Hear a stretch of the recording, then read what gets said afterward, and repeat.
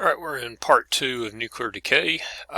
Just a couple of things to wrap up here about the different types of radiation that are produced by nuclear decay. So alpha radiation is, and beta radiation, let's say we have some kind of radioactive source that produces all of these. And, why wouldn't you pass them through a slit to put them into kind of a line and then pass them between, or pass them within an electric field. And scientists noticed when they did this that the beta radiation veered off toward the positive, or was deflected by the positive charge, and the alpha particle was deflected by the negative charge, and the gamma radiation was not deflected either way. And that's because opposite charges attract and like charges repel. And basically what's going on here is, since the beta radiation is composed of electrons, the electrons are negative, they're attracted to positive things, and the opposite is true with the alpha particles. They are positively charged and they're attracted to the negative portion of the electric field. So throughout all this, we've been discussing how radioactive decay is when an unstable nucleus decays to become more stable. Well, the question, what is stable, might come to mind.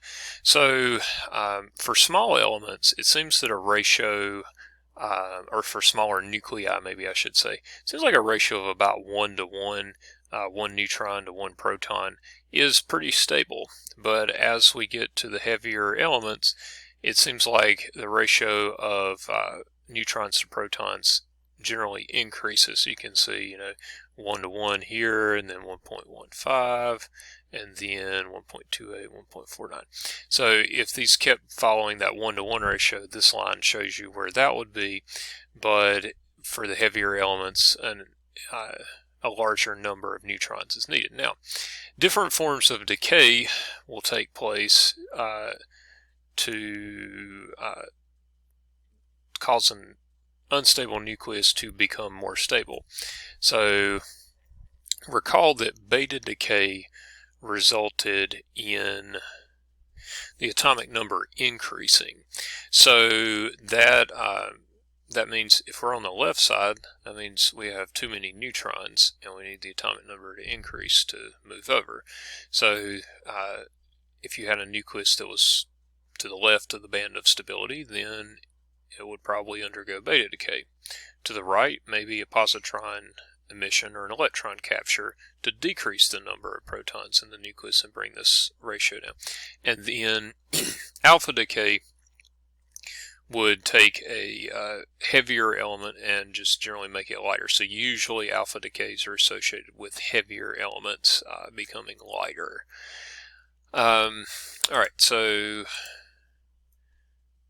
the neutron to proton ratio is what determines stability, and then decay is going to occur in a way such to return a nucleus to the band or the line of nuclear stability here. Alright, let's talk about the half-life concept.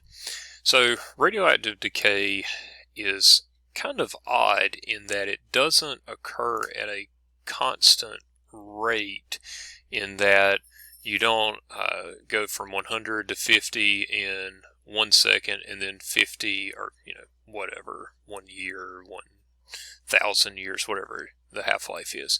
You don't go from 100 to 50 in one interval of time and then in the same interval of time from 50 to 0. So as less of the radioactive isotope remains, it seems to decay slower and slower. So as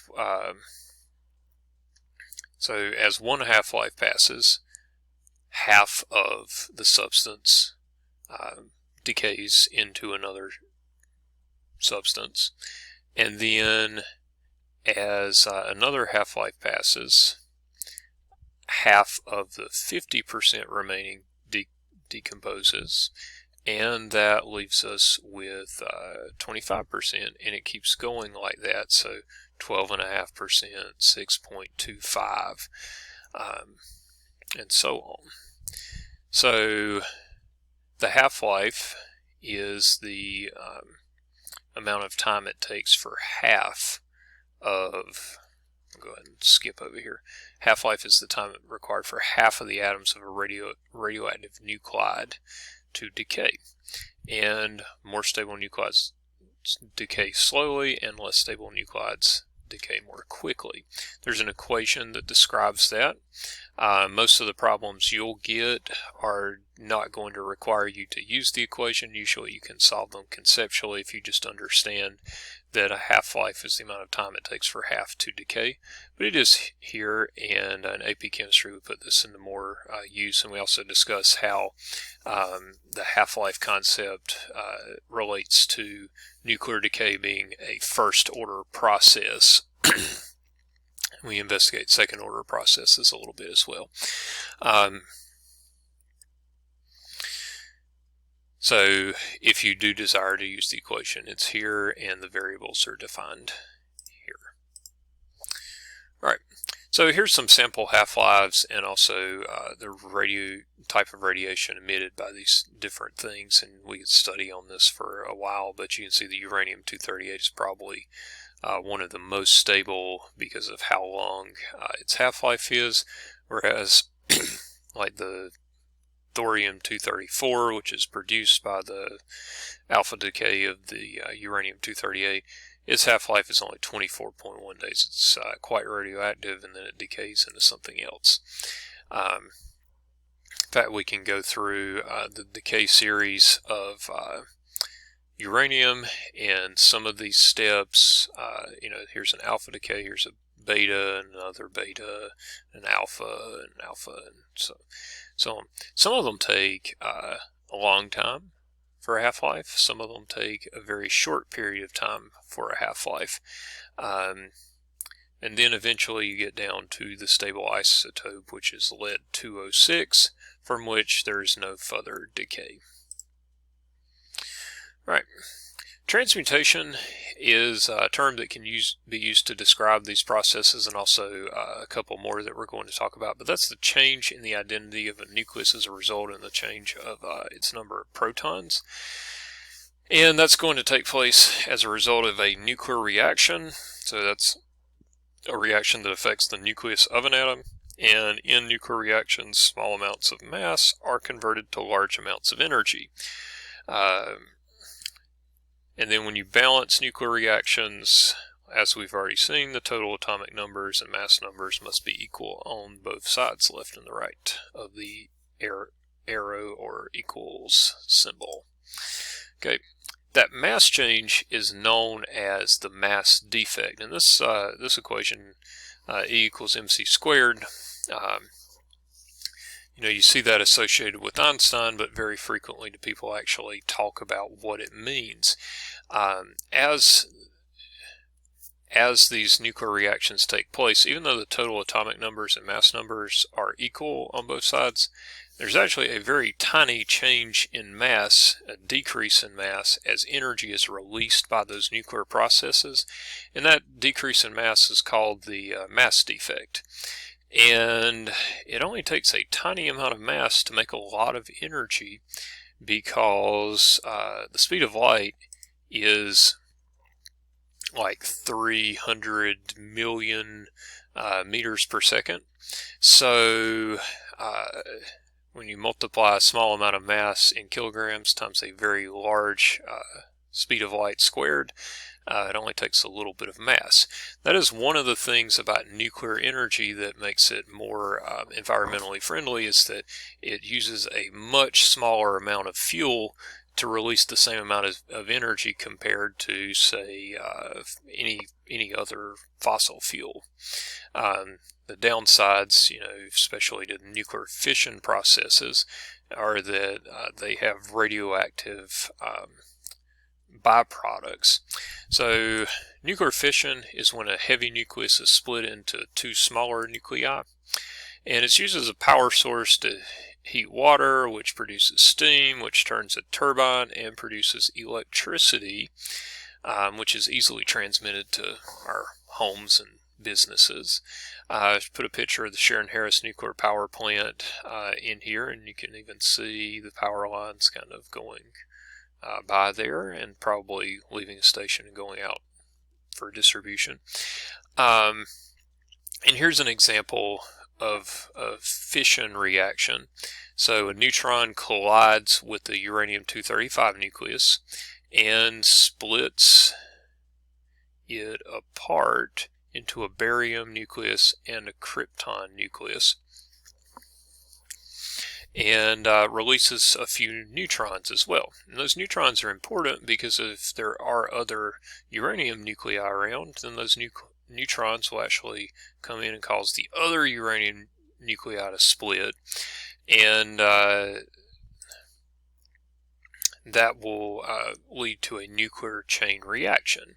And a sustained nuclear chain reaction would be what you would want, and you would need a critical mass of the nuclear material in order to have that sustained nuclear reaction. And there are control systems within a nuclear fission reaction to make sure that it doesn't get out of hand. So here's a diagram showing the neutron coming in, makes the uranium unstable, and then it splits apart and releases both energy, which can be captured to boil the water, as well as neutrons, which will go on and cause further fission reactions with other uranium nuclei. Remember, there's billions and billions of atoms in even a small sample of something, so these would go on and some of them would interact with other atoms. Now, in order for you to have a working nuclear reactor, you have to maintain a critical system, and that means that the neutrons causing fission from each reaction has to be 1. So for every 1 neutron that causes a fission, it releases another neutron that causes another fission. That results in a sustained reaction. If you don't get there, the reaction is going to stop. The reactor would cool and stop reacting. But then you want to avoid something becoming supercritical, because that would result in a violent explosion similar to a nuclear bomb. Most reactor designs, in fact I would say all reactor designs in the United States, prevent such things from happening, though other countries are not always as safety-minded, perhaps, based on where disasters have happened. So here's a diagram of a nuclear fission reaction. Notice that the water systems here, the water that's actually being exposed to the radioactive stuff to get heated up, is not in the same system as where the steam that's getting boiled to spin the turbine. And then to cool that off for recycling, there's even another system set up where the water that's being drawn in from a river, lake, or ocean is being recirculated through a separate set of pipes. So the water being pulled from the natural water source is not anywhere close to being interacting with the water that's actually circulating by the nuclear materials. And this is the part we care about, is the electric generation with the steam turbine.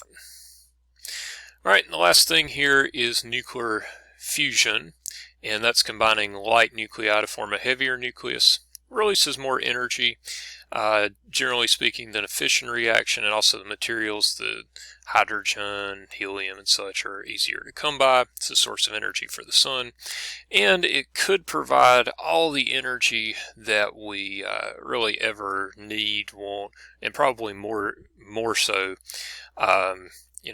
Hopefully this is the future, but also with unlimited power, that would give us unlimited ability to change our planet, and even the ability to sequester all that carbon dioxide that's been released into the atmosphere. And then somebody's got to decide who's going to set the thermostat for the Earth if we were able to do that. So having unlimited power will create other issues that we have to deal with. Here's a diagram showing another fission reaction. I think this is basically the one that happens in the sun. So you have these things fuse together and release a bunch of energy. Thanks for watching. That's the end.